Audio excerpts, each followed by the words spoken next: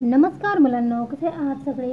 तर या व्हिडिओमध्ये आपण सराव संच 5.3 मधला तिसरा प्रश्न बघणार आहोत. पहिले दोन प्रश्न मी पाठीमागच्या व्हिडिओमध्ये कव्हर केलेले आहेत आणि त्या व्हिडिओची लिंक मी या व्हिडिओच्या डिस्क्रिप्शन बॉक्समध्ये देते. आणि ज्यांनी अजूनही आपल्या आदिराज क्लासेस या चॅनलला सबस्क्राईब केलेलं नसेल त्यांनी प्लीज चॅनलला सबस्क्राईब करा. ओके, ठीक आहे. मग आता बघा, त्यांनी तिसरा प्रश्न आपल्याला काय दिला आहे. चौकोन IJKL म्हणजे हा चौकोन आहे IJKL. या चौरसाचे कर्ण परस्परांना बिंदू M मध्ये छेदतात. म्हणजे यांचे परस्पर किती दोन कर्ण आहेत आणि ते कर्ण M या बिंदूमध्ये छेदतात. तर कोण IMJ, इथं IMJ म्हणजे M आहे, म्हणजे इथं तुम्ही बघू शकता. तर कोण IMJ, इथं बघा IMJ म्हणजे हा कोण. त्यानंतर I आहे इथं सेंटरला म्हणजे I कोण, इथं या ठिकाणी ते बघा I. त्यानंतर JIK म्हणजे इथं बघा JIK कुठं आहे बघा, JI आणि K म्हणजे हा कोण. आणि दुसरा कोण, तिसरा कोणता आहे, कोण LJK. LJK तर कुठं आहे LJK, LJK म्हणजे हा कोण. म्हणजे हे तीन कोण आपल्याला काय करायचे आहेत तर काढायचे आहेत, बरोबर. आता सुरुवातीला हा जो चौकोन दिलेला आहे त्यांनी, तो कोणता आहे तर तो एक चौरस आहे, बरोबर. मग आता या ठिकाणी बघा, त्यांनी सांगितलं आहे की हा जो चौकोन आहे तो एक चौरस आहे, बरोबर. आणि या चौरसाचे जे कर्ण आहे ते परस्परांना M बिंदूमध्ये छेदतात, बरोबर. आणि आपल्याला माहिती आहे की चौरसाचे जे कर्ण असतात ते परस्परांचे लंबदुभाजक असतात, बरोबर. आणि म्हणून M हा जो हा काय छेदनबिंदू आहे, म्हणून M या छेदनबिंदूशी झालेला प्रत्येक कोण हा कसा असणार आहे तर तो काटकोन असणार आहे. तर हे सगळं आपण अगोदर लिहून घेऊया. तर बघा, आपण काय लिहिलं आहे सुरुवातीला, चौकोन IJKL. चौकोन IJKL हा कसा आहे तर तो चौरस आहे, हे त्यांनी आपल्याला सांगितलेलं आहे प्रश्नामध्ये, बरोबर. आणि या चौरसाचे कर्ण IK आणि LJ हे परस्परांना M या बिंदूमध्ये छेदतात, बरोबर. आणि चौरसाचे हे जे कर्ण आहे तर चौरसाचे कर्ण हे परस्परांना नेहमी लंबदुभाजक असतात. आणि म्हणून M या छेदनबिंदूशी झालेल्या प्रत्येक कोण हा कसा असतो तर तो काटकोन असतो, बरोबर. त्यांनी सांगितलं आहे की M या बिंदूपाशी झालेला प्रत्येक कोण म्हणजे ते जो काही कोण तयार झालेला आहे तो प्रत्येक कोण हा कसा असतो तर तो काटकोन असतो, असं त्यांनी आपल्याला सांगितलेलं आहे. मग आता IMJ या ठिकाणी काय होईल बघा, इथं IMJ हा कसा होईल तर तो हा इथं बरोबर आहे प्रत्येक कोण काटकोन आहे, म्हणजेच IMJ हा इथं किती होईल तर तो 90 अंशाचा कोन होईल. काटकोन आहे म्हणजेच इथं काय होईल, IMJ जो आहे तो 90 अंशाचा कोन होईल, बरोबर. आणि त्याचप्रमाणे बाकीचे हा प्रत्येक कोण हे सुद्धा किती होतील तर सेम 90 अंशाचेच होतील, बरोबर. तसेच कोण JKL म्हणजे हा आता हा कोण बघा तुम्ही बघू शकताय JKL, बरोबर. हा सुद्धा 90 अंशाचा कोन होईल. त्यानंतर IJK म्हणजे हा सुद्धा कोण आहे बघा IJK किंवा JKL, हे मी तुम्हाला अगोदर सांगितलं होतं. तर हे काय होतील सगळे 90 अंशाचे कोण होतील, बरोबर. कारण का हे जे कोण आहेत आता छेदनबिंदूंशी झालेले कोण आहेत, पण हे जे कोण आहेत ते काय आहे तर ते चौरसाचे कोण आहेत. आणि चौरसाचे कोण हे कसे असतात तर ते सुद्धा हे 90 अंशाचेच असतात. मग ते अगोदर आपण लिहूया. आणि म्हणून कोण IMJ हा किती होईल तर तो 90 अंशाचा कोन होईल, बरोबर. आणि तसेच बाकीचे चौरसाचे कोन आपण लिहूया. आता इथं पहिला कोणता आहे तर JKL आहे.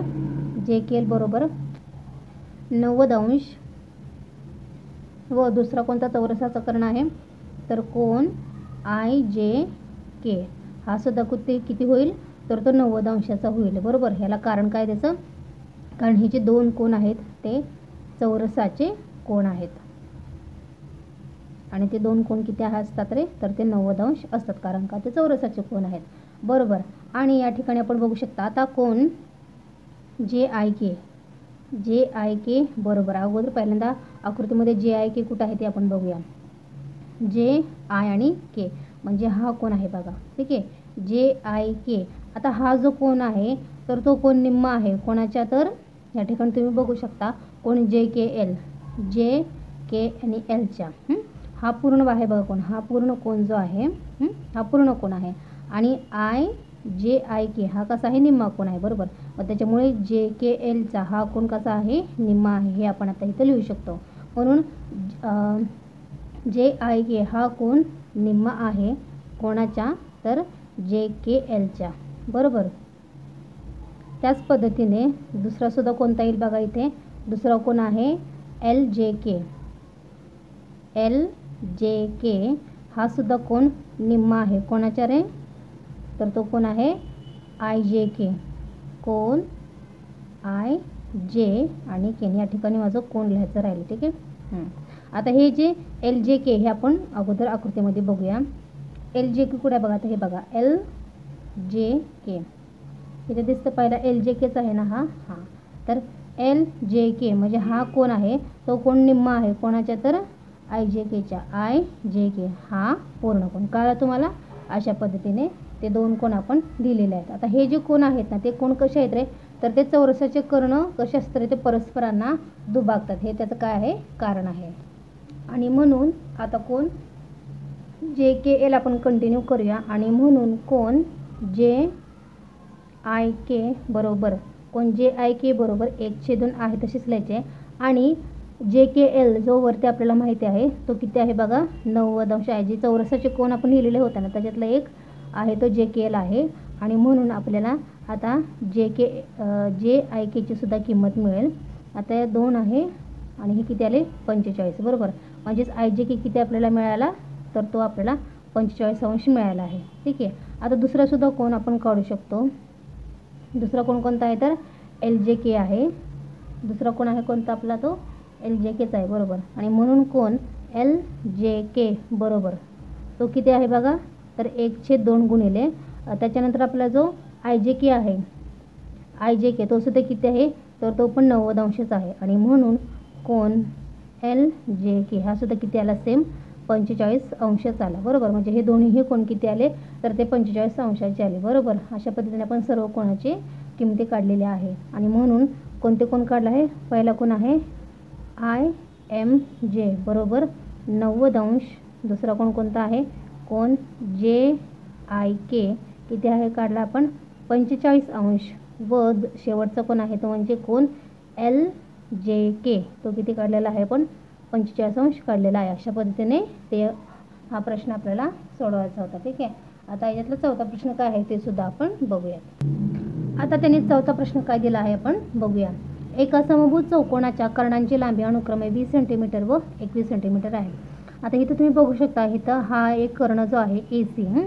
आता हा तो कर्ण दिलेला आहे त्यांनी 20 सेंटीमीटर दिलेला आहे बरोबर. इथे 20 सेंटीमीटर दिलेला आहे बरोबर. परंतु इथं कर्ण दुभागतोय. मग त्याच्यामुळे हे जे अंतर आहे ते 10 सेंटीमीटर होईल आणि हे अंतर किती होईल 10 सेंटीमीटर. टोटल 20 सेंटीमीटरच आहे, परंतु कर्ण दुभागल्यामुळे हे 10 सेंटीमीटर आहे आणि हे 10 सेंटीमीटर आहे. तुम्हाला कळण्यासाठी इथं असं त्यांनी डिस्ट्रीब्युशन केलेलं आहे.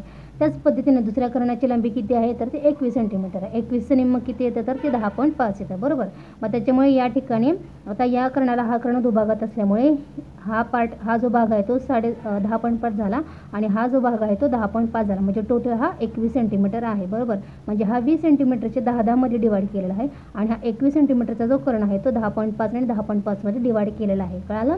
अशा पद्धतीने ते डिवाइड केलेला आहे. तर त्या चौकोनाची बाजू व परिमिती काढा. म्हणजे आपल्याला या चौकोनाच्या सर्व बाजू आणि टोटल परिमिती आपल्याला काढायची आहे. ठीक आहे. मग सुरुवातीला आता हा जो चौकोन आहे तो एक समभुज चौकोन आहे हे त्यांनी आपल्याला सांगितलेलं आहे. ओके. आणि त्यांच्या ज्या काही त्यांनी आपल्याला जो कर्ण दिलेला आहे ते अगोदर आपण लिहून घेऊया. आणि तसेच समभुज चौकोनाचे कर्ण हे कसे असतात रे, तर ते परस्परांचे लंबदुभाजक असतात. हे अगोदर आपण लिहूया. तर बघा, आपण सुरुवातीला काय लिहिलं आहे, चौकोन ABCD हा एक समभुज चौकोन आहे बरोबर. आणि म्हणून AC हा किती आहे 20 सेंटीमीटर आहे व BD हा कर्ण किती आहे, तर तो 21 सेंटीमीटरचा आहे. आणि समभुज चौकोनाचे कर्ण हे कसे असतात, तर ते परस्परांचे लंबदुभाजक असतात. आणि यावरून आपण लिहू शकतो OA ही जी बाजू आहे OA बाजू बरोबर OC बाजू येणार. कारण का हे बघा एकाच चिन्हाने दाखवलेले आहे. म्हणजे ही बाजू जेवढी आहे तेवढीच ही बाजू आहे.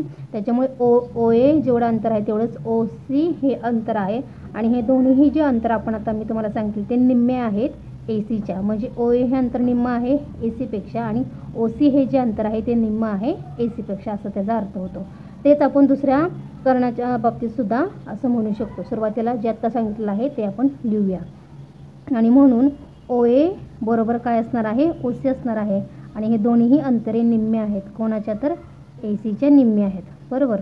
त्यानंतर आपण आता हे दुसऱ्या कर्णाच्या बाबतीत सुद्धा मी तुम्हाला आता सांगते.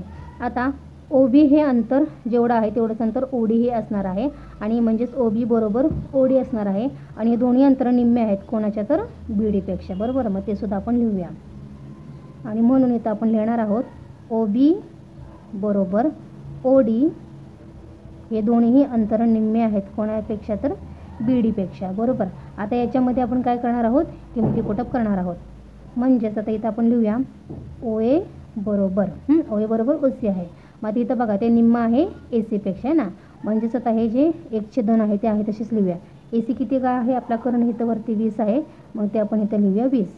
म्हणजेच आपला ओ ए किती मिळाला बघा 20/2 म्हणजेच किती तर 10 सेंटीमीटर आपल्याला ओ ए मिळाला आहे.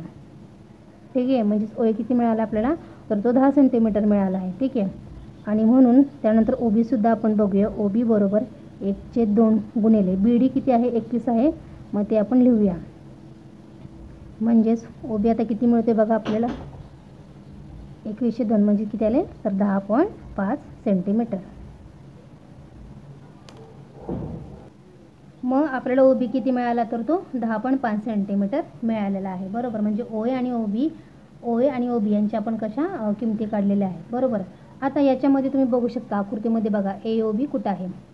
ए ओ बी हा जो कोण आहे तो किती आहे बघा, तो किती आहे इथं दिले बघा त्यांनी, तो असं केलेला आहे चिन्ह म्हणजे ते काटकोन आहे. म्हणजेच हा जो कोण आहे तो इथं 90 अंशाचा आहे, बरोबर. मग इथं आपण तसं लिहूया कोण ए ओ बी किती आहे तर तो 90 अंशाचा आहे, बरोबर. ए ओ बी हा जो आहे तो 90 अंशाचा आहे, बरोबर.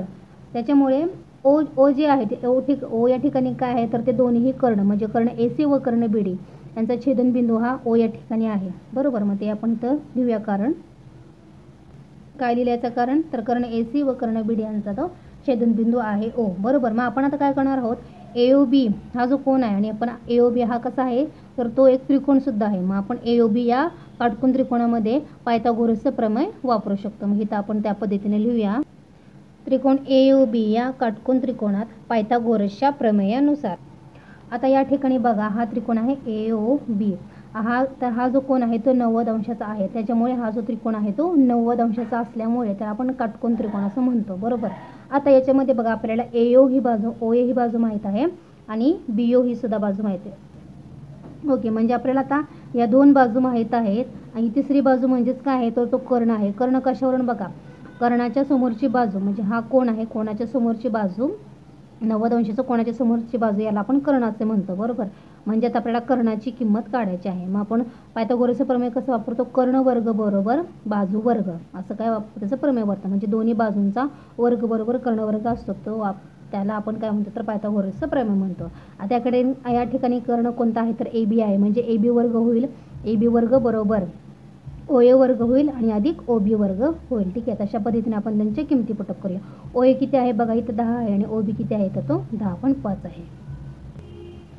त्यामुळे इथं किती येईल बघा ए बीचा वर्ग म्हणजे हा कर्ण वर्ग आहे प्लस दुसरी बाजू आहे ओ एचा वर्ग अधिक ओ बीचा वर्ग. आता कर्ण वर्ग आपल्याला काढायचा ओ ए किती आहे बघा तर 10 आहे, म्हणजेच इथं 10चा वर्ग होईल अधिक ओ बी किती आहे तर 10.5 आहे, 10.5चा वर्ग होईल. मग आता 10चा वर्ग किती असतो तर 100 असतो आणि अधिक 10.5चा वर्ग केला तर तो किती असतो रे तर तो 110.25 असतो. 10.5 गुणिले 10.5 केलं तर हा गुणाकार मिळतो, बरोबर. मग आता या दोघांची जर बेरीज केली तर या दोघांची बेरीज किती येते बघा म्हणजेच ए बी वर्ग आपल्याला किती मिळतो बघा 210.25 हा ए बी वर्ग आला. आता ह्यांची बेरीज कशी केली तुम्हाला मी सांगते. इथं बघा हे काय करायचं 110.25 या ठिकाणी लिहायचं आणि हे जे 100 आहे ते या ठिकाणी लिहायचं. हे जे 25 आहेत ते आहे तसेच लिहायचे आणि यांची फक्त बेरीज करायची. 0 हा 1 आणि हे 2 म्हणजे 210. आता या ठिकाणी बघा ह्यांची बेरीज झालेली आहे 210.25 ते मी तुम्हाला करून दाखवलेली आहे. आता ए बी वर्ग आला किती बघा 210.25 आला आहे, बरोबर. आता 210.25 हा वर्ग कोणाचा असेल आता काय करायचं आहे याच्या अलीकडचा संख्या घ्यायची. आता तुम्ही जर विचार केला तर 196 हा कोणाचा वर्ग असतो तर तो 14चा वर्ग असतो, बरोबर. मग याच्यामध्ये जर आपण 0.5 जर केले म्हणजे 14.5 गुणिले 14.5 जर तुम्ही केलं तर उत्तर हे 210.25 येणार आहे, बरोबर. म्हणजेच 14.5चा वर्ग किती येतो तर तो 210.25 येतो. म्हणजेच ए बी आपल्याला किती येईल तर दोन्ही बाजूचे जर आपण वर्गमुळे काढून घेतली तर किती होईल बघा. ए बी किती आला म्हणजेच हा 14.5चा काय आहे वर्गमूळ आहे. म्हणजे ए बी किती मिळाला आपल्याला म्हणजेच कर्ण किती मिळाला तर तो हे 14.5 मिळालेला आहे. बरोबर. इथं आपण लिहायचं आहे दोन्ही बाजूंची वर्गमुळे घेऊन. दोन्ही बाजूंची वर्गमुळे घेऊन. वर्गमूळ घेतल्यानंतर ना ए बी वर्गाचा ए बी होतो आणि 210.25 काय होईल रे 14.5 होईल. बरोबर. मग ए बी आपल्याला किती मिळाला तर तो 14.5 मिळाला आहे. ठीक आहे. आता आपण आपल्याला चौरसाची परिमिती आपण कसं करतो. आता या ठिकाणी हा समभुज चौकोन आहे ना. मग समभुज चौकोनाच्या चारही बाजूंची लांबी कशी असते तर ती समान असते. बरोबर. आणि याच्यावरून आपण काय करू शकतो. आता आपल्याला एक बाजू तर मिळालेली आहे 14.5 मिळालेली आहे ना. याच्यावरून आपण त्या चौकोनाच्या चारही बाजू करू शकतो. एक बाजू आहे 14.5 म्हणजे बाकीच्या सगळ्या बाजूंची लांबी ही 14.5च असणार आहे. बरोबर. मग त्यानुसार आपण आता इथं लिहूया. तर अशा पद्धतीने आपण लिहायचं आहे समभुज चौकोनाच्या चारही बाजूंची लांबी ही कशी असते तर ती समान असते. आणि म्हणून आपण आता इथे लिहूया चौकोन ए बी सी डीची परिमिती. आपल्याला आता परिमितीसुद्धा काढायची आहे. त्याने परिमितीसुद्धा आपल्याला विचारलं आहे. मग चौकोन ए बी सी डीची परिमिती कशी येणार आहे तर 4 गुणिले ए बी. ए बीच का तर आपल्याला ए बीची किंमत माहीत आहे म्हणून. त्याच्यामुळे 4 गुणिले ए बीची किंमत किती आहे 14.5 आहे. मग 14.5ला जर आपण 4ने गुणलं तर आपल्याला किती मिळते बघा 58 सेंटीमीटर. म्हणजे त्या ए बी सी डी चौकोनाची परिमिती किती मिळाली आपल्याला 58 सेंटीमीटर मिळालेली आहे. आणि म्हणून शेवटी आपल्याला उत्तर लिहायचं आहे समभुज चौकोनाच्या बाजूंची लांबी ही 14.5 सेंटीमीटर आहे प्रत्येकी आणि परिमिती किती आहे तर ती 58 सेंटीमीटर आहे. ठीक आहे. अशा पद्धतीने आपला चौथा प्रश्न झाला आहे. आता त्याच्यातलाच पाचवा प्रश्न काय आहे ते सुद्धा आपण बघूया. पाचवा प्रश्न बघा त्यांनी काय दिला आहे. पुढील विधान सत्य की असत्य आहे ते सकारण लिहा. त्यातला पहिला प्रश्न आहे प्रत्येक समांतरभुज चौकोन हा समभुज चौकोन असतो. आता हे विधान कसं आहे तर ते असत्य आहे. त्याचं कारण असं आहे समांतरभुज चौकोनाच्या फक्त सम्मुख बाजू ज्या असतात त्या एकरूप असतात. बरोबर. आणि समभुज चौकोनाच्या सर्व बाजू या एकरूप असतात. त्याच्यामुळे हे जे दिलेलं विधान आहे ते कसं आहे ते असत्य विधान आहे. त्यानंतर दुसरं सुद्धा आपण बघूया. दुसरं त्याने काय विचारलं आहे प्रत्येक समभुज चौकोन हा आयत असतो. हे विधान सुद्धा कसं आहे असत्य आहे. असत्य का बघा तर आयताचे कर्ण कसे असतात रे ते एकरूप असतात आणि समभुज चौकोनाचे कर्ण हे एकरूप नसतात. आता इथे त्याने काय दिलं आहे प्रत्येक समभुज चौकोन हा आयत असतो. मग त्याच्यामुळे हे कसं येईल ते विधान आहे ते असत्य येईल. त्यानंतर तिसरं त्याने प्रश्न काय विचारला आहे बघा प्रत्येक आयत हा समांतरभुज चौकोन असतो. तिसरं काय आहे प्रत्येक आयत हा समांतरभुज चौकोन असतो. हे विधान कसं असणार आहे तर हे विधान सत्य असणार आहे. कशावरून तर बघा आयताच्या सम्मुख बाजू ह्या कशा असतात तर त्या समांतर असतात. त्याच्यावरून हा प्रश्न आहे तो सत्य आहे. चौथा प्रश्न त्यांनी काय सांगितलं आहे बघा प्रत्येक चौरस हा आयत असतो. हे विधान सुद्धा कसं आहे तर तो सत्य आहे. प्रत्येक चौरस आयत असतो. आयताचा प्रत्येक जो कोन असतो तो काटकोन असतो आणि याच्यावरून आपण कारण लिहू शकतो चौरसाचा सुद्धा प्रत्येक कोन हा कसा असतो तर तो काटकोन असतो. म्हणून हे दिलेलं विधान कसं आहे तर ते सत्य आहे. त्यानंतर पाचवा प्रश्न आपण बघूया प्रत्येक चौरस हा समभुज चौकोन असतो. हे विधान सुद्धा कसं आहे तर ते सत्य आहे. कारण चौरसाचे कर्ण हे परस्परांना लंबदुभाजक असतात. हे काय त्याचं कारण आहे. त्यानंतर शेवटचा 6वा प्रश्न आपण बघूया प्रत्येक समांतरभुज चौकोन हा आयत असतो. आता हे विधान कसं आहे बघा तर हे विधान असत्य आहे. कारण कसा आता आयताचे कर्ण कसे असतात रे तर ते एकरूप असतात आणि समांतरभुज चौकोनाचे जे कर्ण असतात ते एकरूप नसतात. त्याच्यामुळे दिलेला हा जो प्रश्न आहे तो कसा आहे असत्य आहे. ओके. तर या प्रश्नाबरोबरच आपला सराव संच 5.3 जो आहे तो संपलेला आहे. नेक्स्ट व्हिडिओमध्ये आपण सराव संच 5.4 कंटिन्यू करणार आहोत. ओके. व्हिडिओ आवडल्यास व्हिडिओला लाईक आणि आपल्या आदिराज क्लासेस या यूट्यूब चॅनलला प्लीज सबस्क्राईब करायला विसरू नका. Till then take care. Bye.